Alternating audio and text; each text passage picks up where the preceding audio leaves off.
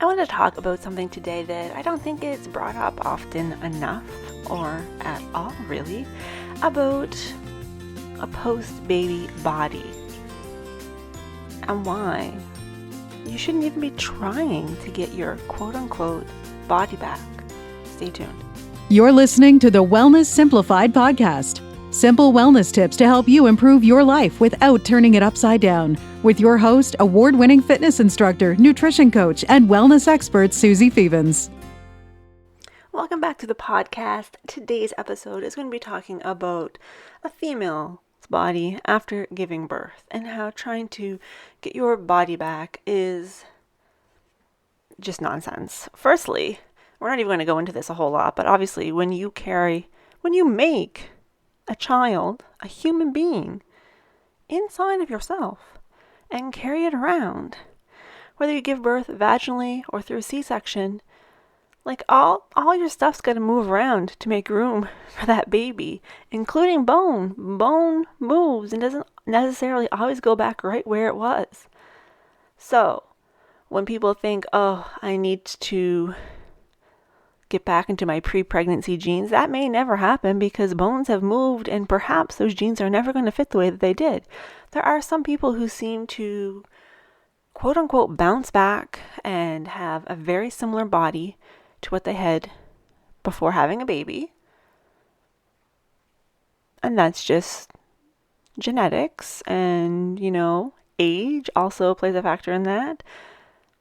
But that's not what we're actually here to talk about today, because there's a lot of things that we forget about when it comes to carrying a baby and the impact that has on your body. We often think about, the specific impact of the way bones have to move and organs have to move and all of that. But you don't think about the fact that you are essentially strength training 24/7 for the duration of a pregnancy. That you are generally eating more than you normally do. You're in, for a female, the most anabolic state that you will ever be in. And for those who maybe don't know what the word anabolic means, it is a state where you are able to build muscle. And the reason you're able to build muscle is because A, you are carrying around a human inside of your torso, and B, you are eating more than you normally do, which is allowing your body to have the building blocks it needs to build muscle. You can't build muscle in a state of starvation. And you start to put on some extra muscle. This is a good thing. You want to have extra muscle because when that baby comes out, you're still going to have to carry it around. You need to have some muscle to do that.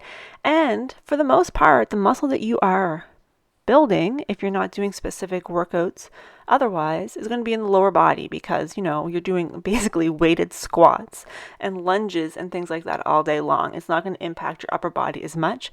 That's going to be more when you're carrying the baby outside of your belly. But the good thing about building muscle in the lower body is those are the big muscles of the body. Putting on muscle in those areas is going to increase your metabolism even more. Your quadricep muscle is going to burn more calories than your bicep muscle. It's bigger. So when you make it bigger, it's going to use more calories as well. So by the time you have given birth, most people have put on a few pounds of muscle. It takes a long time to put on muscle. It's a lot of work. But guess what? Pregnancy is a lot of work. You're carrying around. You don't get to take that baby out of your uterus until it's born. It's there all the time. It's hard work. You are doing the work. So, let's say, for an example, somebody weighed 150 pounds before they got pregnant. They had their baby. Baby's healthy, wonderful. Postpartum, I knew there was a better word for that. Postpartum, they're now, say, 175. And we know that, yes, you do put on some fat and carry some fluids after you have a baby. It takes a while for that to go down, for your uterus to go back. So let's say after 12 weeks, you've gone down to I've already forgotten what the number was. We'll say 160 because I forget what it was. Did I say 170, 180? I don't know. You're down to 160 pounds. And you're feeling pretty good about yourself, except boy, you really wish that you could get back down to your pre-pregnancy weight. So what's the problem with this? What's the problem of wanting to get back to your pre-pregnancy weight? Well, if you've put on muscle mass, you're going to weigh more. If you had a 1 inch by 1 inch by 1 inch cube of fat and a 1 inch by 1 inch by 1 inch cube of muscle, that muscle takes up the same amount of space but weighs more. You have put on a couple pounds of muscle, you're going to weigh a bit more. And yeah, you may have the same amount of fat over top of that muscle, so it's going to make you appear bigger than you were pre-pregnancy. Your weight is higher, but it's actually possible that your body fat percentage is the same or lower now. So if you were to lose that weight, most times people do that by going on a calorie restrictive diet, and a lot of times those diets do not prioritize protein. So your body is going to break down that added muscle for energy before it's going to break down fat. So now you've lost weight on the scale. You may have lost a little bit of inches, but mostly what you've done is increased your body fat percentage because you've used that lean muscle mass to sustain yourself. That fat is still hanging out there.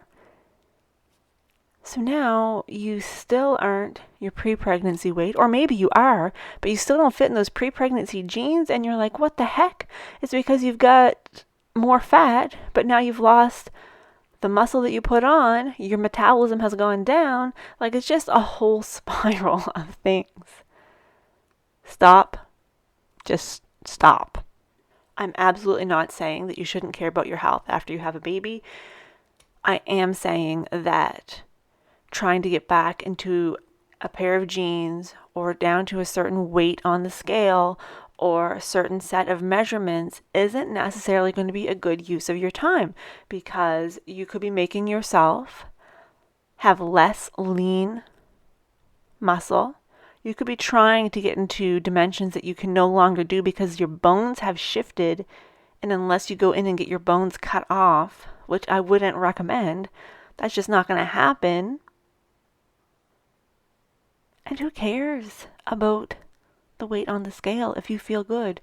If you are somebody who feels good in their skin right now, but your weight is still 7 pounds higher than it was whatever mystical time in the past, forget about it. Who cares?